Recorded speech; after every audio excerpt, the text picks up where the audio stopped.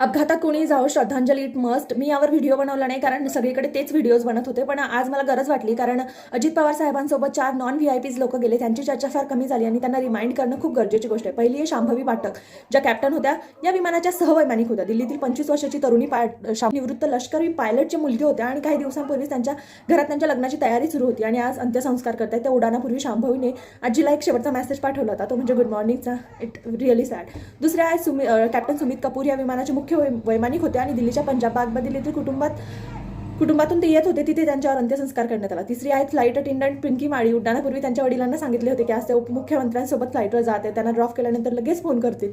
पण काही तासातच त्यांच्यासोबत असं झालं. आणि शेवटचे होते विदीप जाधव, ज्यांना शॅडो ऑफ अजित पवार म्हणलं जायचं. उपमुख्यमंत्री अजित पवार यांचे वैयक्तिक सुरक्षा अधिकारी होते ते PSO.